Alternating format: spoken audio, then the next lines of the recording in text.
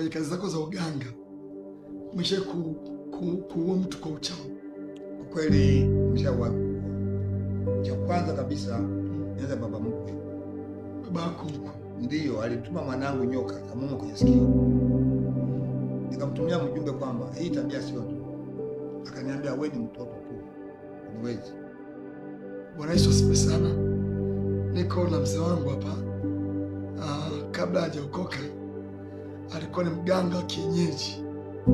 Unajua kuna waganga kienyeji wale ambao ni waganga, lakini kuna waganga kienyeji ambao wa ujanja. Achana na waganga kienyeji matapeli, anakutapeli, anakupa dawa amechanganya masizi na anga wa muogo, anakupa kwa bei ni dawa ya kitu fulani. Hapana. Lakini mzee wangu hapa alikuwa ni mganga kabisa, anayefanya uaguzi, anafanya mambo makubwa ya kichawi, lakini at the end of the day akaokoka, akampokea Yesu. Na hapa anatoa testimony, atasema jina lake, atasema namna ambavyo alikuwa analoga na namna ambavyo Yesu alimkomboa kutoka kwenye nguvu za giza za kiganga mpaka kaokoka. Mzee wangu unaitwa nani? Mimi naitwa jina rasmi ni Isa Mahongolo. Okay, Isa Mahongolo. Naam. Na ni mkazi wa wapi? Mkazi wa Usinge, mzee wa Kigoma. Mzee wa Kigoma, mkazi wa Usinge. Ndio. Usinge siko Tabora? Usinge kwa Tabora. Okay, lakini mzaliwa mkoa wa Kigoma. Okay, sawa. Basi mimi cha kwanza kabisa baba yangu mzaa baba babu alikuwa ni mganga wa kienyeji. Kwa kweli? Sio wa kudipu. Anapiga vitu bila kubali. Bila tatizo. Tumekuwa tunapiga vile vitu. Marehemu babu mzaa mama alikuwa ni wa kienyeji. Kwa moja kwa moja sisi watoto tuko kwenye mada za kiganga. Umekulia kwenye uganga. Hazikwepeki. Ni kama vile vitu vinafuatilia. Okay. Mimi nikafuatiliwa na mzimu wa ubabuni.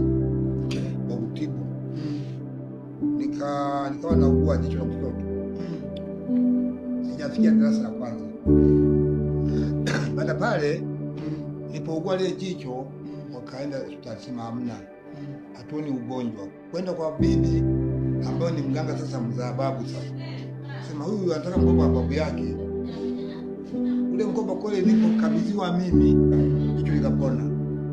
Ule kabisa mkoba wa babu. Ndio. Makao mkoba ndio mzimu. Ndio mzimu sasa. Okay. Jicho likapona. Kweli nilikuwa ni mdogo lakini ni wa darasa kama la pili la tatu. Nikiota kitu kinatokea kupitia mizimu. Kupitia mizimu. Okay. Kumbe mtu wale ambao waganga kienyeji unaoona ukienda kwake anakueleza kwamba una shida 1 2 3 4 5 kabla hujamuelezea ni mzimu shamwambia. Ndio. Okay. Baada hapo mimi sasa nimekuwa na vile vitu ninavyo ndani ya mwili. Baada hapo nimekuwa na zile dawa na kufikia mganga kamili. Nimesoma shule mimi ni mganga. Hata shule mimi ni mganga. Kila jeshini mimi ni mganga. Bahati mbaya jeshini mama tupariki kwa kazi ya serikali na 14. Serikali miaka 14. Ndani ya serikali na 14 nikarudi nyumbani. Okay. Basi baba akasema kwamba kama mimi nikuzaa kwa hiyo sirudi kazini. Ilikuwa kazi gani? Jeshini. Hakuwa jeshini. Okay. Basi nikawa nimeacha kazi. Sasa baada kazi sasa endelea na uganga. Nimetibu watu, mtu anataka kuzaa, mshindwa kuzaa, nampa dawa na saa. Na uganga wako kwa kusaidia watu ambao walikuwa wazee. Wasaidia watu wangapi? Na wakazaa zaidi ya watu 20. Zaidi ya watu 20. Na mtu ambaye anamsaidia kuzaa anakuwa ni tasa kabisa, yani Mungu alimuumba kiwa tasa au anakuwa alichezewa? Anachezewa na mimi nilikuwa nampima damu zile za bleed. Damu ya bleed. Okay. Naipima hapa kiganjani, naweka dawa. Ikicheza kama vile saa, najua nazaa. Nampa dawa. Halafu pale kwenye uzazi kuna utandu kama vile wa buibui. Nakutana na wanaume zile ndio wazeni kule. Zinaishia hewani hapo. Kwa ile dawa inavunja ule utandu kakuwa wazi. Kwa ni uchawi. Ni uchawi ndio maana. Okay. Tayari sasa pale ukishakutana na wewe yule sema kuna 5 kiume na kike inafanya kazi moja kaza kitu. Tayari anazaa. tayari mimi sasa aniamini kwa nimemsaidia. Kwa nimejibu ile aliyofanyiwa na waganga wenzangu. Okay. Basi baada hapo sasa yule kishapata mtoto, tayari mimi naenda sifa. Fulani bwana Isa kanisaidia. Na kuja mwingine tena hivyo. Unaona? Okay. Haya. Tumeshi hivyo, tufanya kazi hizo. Baadaye sasa kama mtu hajaanza kutaka siku hii moja, anakuja tunaongea, nipate mtoto vipi? Kaambia tunaiba mimba. Tunaibaje mimba? Na uzae wewe. Unaiba mpaka mimba. Uzae wewe. Sawa sawa. Kweli mimi ile mimba anakuja yule bwana akija kuweka pale. Mfano kama unamuona akanaye pale, tunaongea ya kwetu, tunamaliza mbele yangu kama shilingi 100,000 200,000 ka. Sasa yule lakini anaingia kwa siku zake. Yule mtu tunamteka sasa. Tunamteka yule mwenye mimba tunamteka ili kumwibia. Tunamtekaje? Napo huu mwezi anazaa yeye. Tunateka sehemu anayoongea au akiruka, nataka dawa pale kwao. Kama hapo mlangoni hapo, nataka dawa. Akiruka tu tayari yashabishikana kule tumbo. Hatimaye akaharibu. Kumbe huyu ambaye kunywa dawa yangu mimi ndiye anazaa. Okay. Kwa hiyo kama tumia teknolojia gani kumfanya mtu ambaye ana mimba yame itoke kule ije huku kwa huyo ambaye alikuwa hana? Yaani dawa yako ilikuwa inafanyaje? Dawa yangu mimi nilikuwa naichukua dawa. Mfano nachukua yai la bundi. Unasikia? Nachukua yai ya kiulili, yani ambaye ndumizi. Ndio ndumizi. Kimungu kwe. Nachanganya. Changanya. Nachukua na mkojo wa faru. Kisha pale sasa. Tayari yule mama anamuibia mkojo wa faru. Kama upataje? Changanya. Sisi wa mwindaji. Okay. Nachanganya. Kisha changanya. Okay. Kwenye kuenda watu wakitafuta mkojo unapata. Unapomua pale siku ndani ya tumbo ukimchana faru au nyama yote ule. Na vile vinavyokaa mkojo kwenye mkojo kuna mfuniko kibofu. Kuna kitu fulani kinachokwa mkojo. Hata sisi binadamu, mfano mimi nikifa, ukitoboa na mtu pale kule unapokaa, na kama mfuko ndio kazi akatoboa sasa. Ndio kama chupa letu ndio kanao. Kwenye kazi zetu kama hizi, yale mama anamwibia mtoto na yule mwingine. Na kwa ameharibu kumbe uongo. Umeshachukua mimi. Okay. Tayari hapo sasa. Huyu naenda kutika vile vidamu ambavyo havina faida. Lakini kitu kizima. Ndio. Okay. Tayari hebu kupishi kwenye kazi zako za uganga. Umesha kuua mtu kwa uchawi. Kweli nimeshaua. Cha kwanza kabisa nianza baba mkwe. Babako ndio alituma mwanangu nyoka kamuuma kwenye sikio. Nikamtumia mjumbe kwamba hii tabia sio nzuri. Akaniambia wewe ni mtoto huwezi. Nikamwambia sawa. Nikamwambia mtoto wake ambaye ndio mke wangu, mwambie baba yako tabia sio nzuri. Akapaniki. Nilipopaniki nikamwambia sawa. Sikufurahiwa kitu hicho. Kwa hiyo akapaniki. Akapaniki, sikupata nafasi moyo wangu wanao kumpoteza kupitia aweka vitungi kule kwao. Kamtumia mjumbe kwamba kamwambie huyu baba mkwe hii tabia sio nzuri kwa mwanangu. Alipojibu vile kwamba mimi ni mtoto mdogo tu, nikasema sawa. Baba mkwe akakujibu wewe. Kama wewe mtoto mdogo kwa siwezi kitu. Hiyo ilikuwa najua mimi ni mganga. Nikamtumia mjumbe kule, napiga simu, mwambie hii tabia sitaki. Aliposema kwamba mimi ni mtoto, nikampigia simu jirani yake akaja kwangu. Nikatoa nywele, yeye mwenyewe akakata nywele, akaanza kunyoa nywele, pekee baba mkwe zangu. Mkabidhi bani akuchomea tena. Yule bwana alipopewa kule akashindwa kuleta kitu. Kaambia sasa nampa siku 3. Na mimi nampa Mimi nampa yeye siku 3. Mimi nampa siku 3 akuloge. Ndio maana yake. Alafu na wewe nampa dakika 3. Dakika 3 tu. Akamwambia rudisha. Nikamwambia sasa mtu ambaye kitendo akikemeni mke wangu mimi. Akamwambia hivi, tabia kwa wanangu sipendi. Nilipoona anajibu swali la pili, nilimfanyia mimi nilituma njiwa. Yule kaunguma karudi. Nilirudi kule bila safari akaugua. Alivyougua yeye yule bwana ametibishwa hospitali wapi? Alipogusa mpaka kukusiki kupitia mimi sasa. Akaenda. Alipoenda huyo akawa ni wa kwanza. Wa pili ngoja kwanza. Huwa nasikia kwamba kwenye uganga ili mtu hawezi kumuua mtu, kumuondoa wanakutanika waganga wengi kukoroga ule uchawi wa huyu wakileta pamoja kitupa kitu kinakosa. Sasa ni kweli au hata mtu mmoja akiwa na ile mapepo inafanya kazi sawa kabisa? Yaani pale wale ule wingi ni wanachama kama vile sisi tunavyokuwa tunaungana kanisani. Wao wale wachawi wengi wanashirikiana kupingana na dawa si sahihi. Kila mtu dawa yake inayokuwa na nguvu na ina wanajua na huyu ni kamanda, huyu sio kamanda. Lakini kwenye uchawi, kwenye uganga na uchawi kuna level ndio kama ni konki. Mimi bila kuficha, mimi nilikuwa na uchawi wa kutumia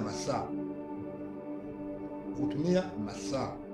Mimi nilikuwa nasubiri mtu akinianzishia unalipiza na namtumia mjumbe kwanza mara 3. Bwana unanidai? Hapana. Unataka nini kwangu zaidi? Akijibu tofauti namtumia mjumbe wa pili mpaka wajumbe ngapi? Mjumbe wa 4 najua huyu amezidi. Basi namwashia moto. Alitoa. Pale hamna shida. Okay. Haya. Sasa hao watu wapo kwa sababu wanaungana kulingana na dawa ambazo si sahihi. Okay, sawa. Okay. Swali kuhusiana na misukule.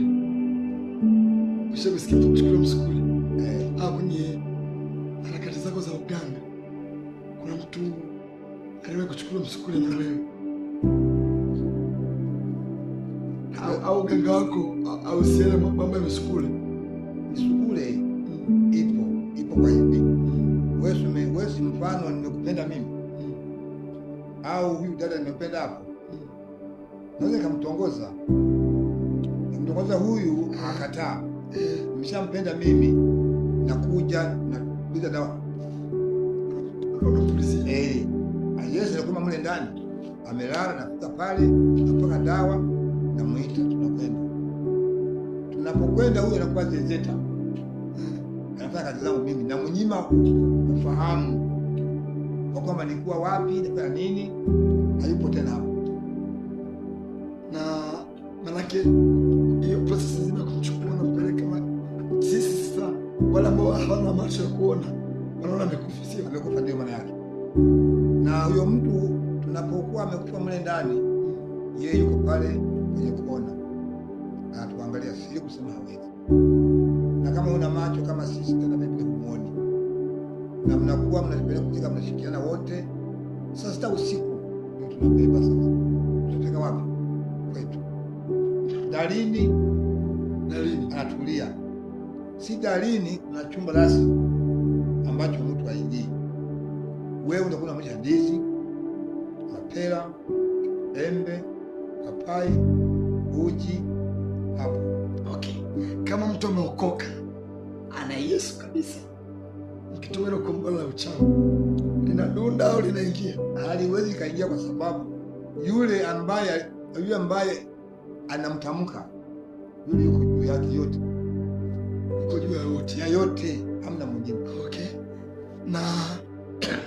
Na mtu akimpokea Yesu kwa mara ya kwanza bado kiwa ni mchanga, au niseme hivi, kwenye uganga wako uliwahi kumloga mtu ambaye ameokoka?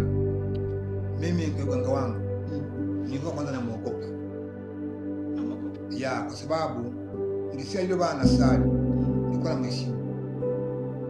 Lakini na yeye alikuwa anajua kwamba huyu ni mganga, tuko tunaheshimiana, ila angenianza ningemjaribu tena. Okay. Kwa maana hiyo kwenye kujaribu kwako je, kujaribu uliokoka? Sikujaribu mbaya kwa mtu mfano na sali eti mloke au niatiwe hela. Hapana.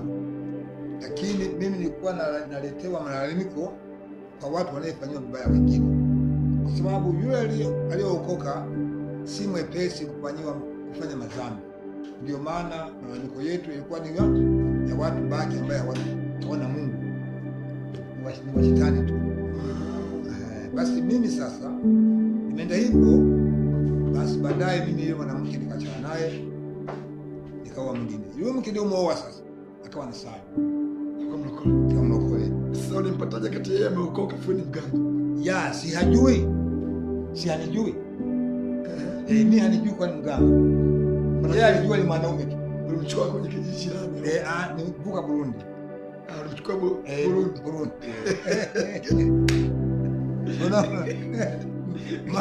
Maana Mungu anajua, wanajua wewe. Basi akaja kweli. Alipokuja subiri kwanza.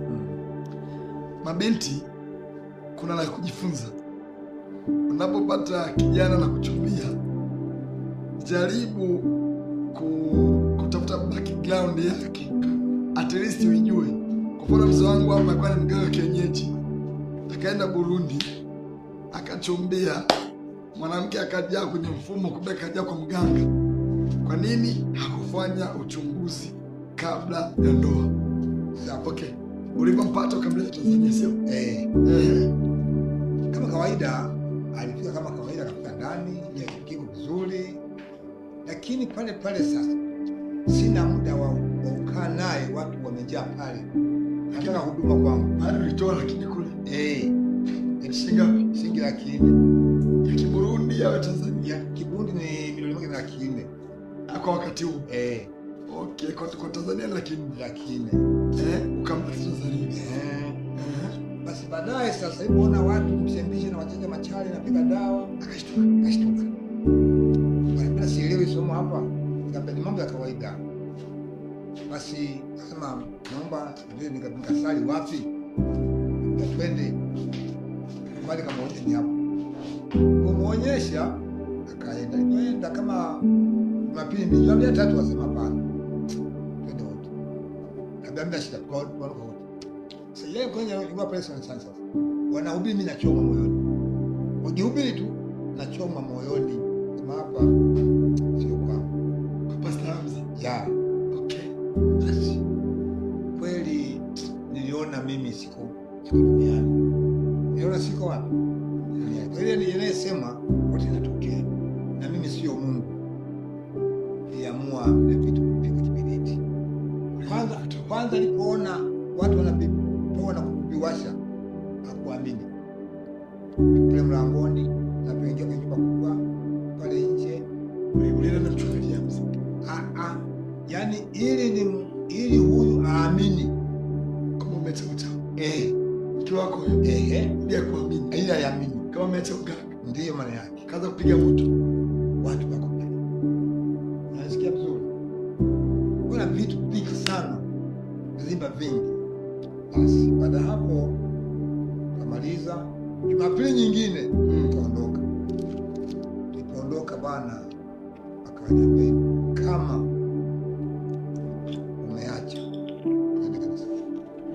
Ya mimi sidipiwe, tunakwenda kasema pale kwenye ushuhuda, mimi nimeacha uganga kuanzia kutoka muda huu, simo tena. Akiona mimi nashika segesi au udi kwangu, Mungu sema nilani kweli. Basi hapo nikamwambia Mungu, hapo nikachukua mafundisho, hapo nikabatizwa, hapo mpaka muda huu unavyoviona niko na Yesu tu. Okay.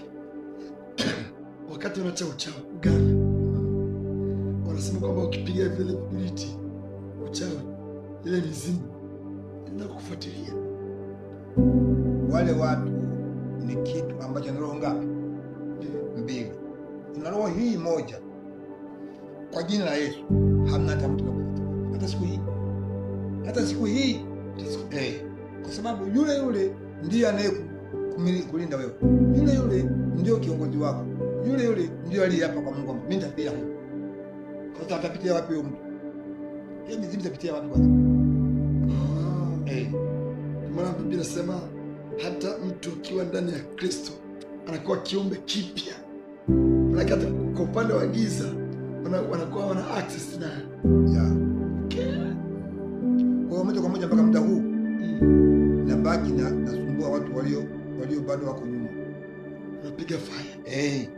Na pale pale najua mchawi huyu ni mchawi, namwambia pale pale. Unawajua? Acha. Okay. Kupitia uganga ambao ulifanya kwa miaka mingi. Kwa experience, kwa uzoefu wako, experience.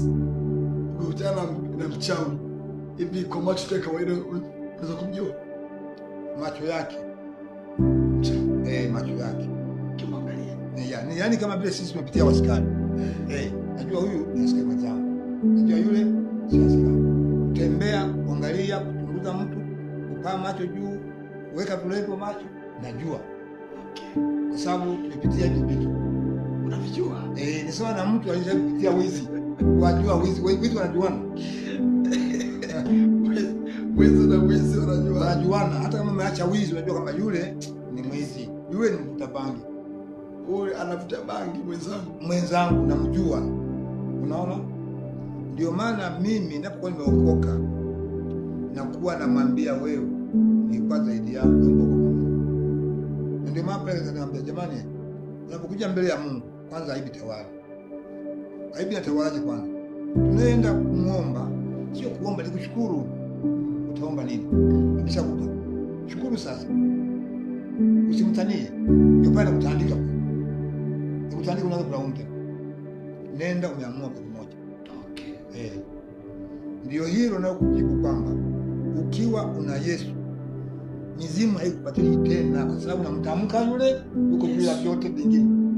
Kwa hiyo unawaambia watu ambao wanaogopa kuacha mganga wakifikiri kwamba mizimu itafuatilia na mambo yote yaharibika.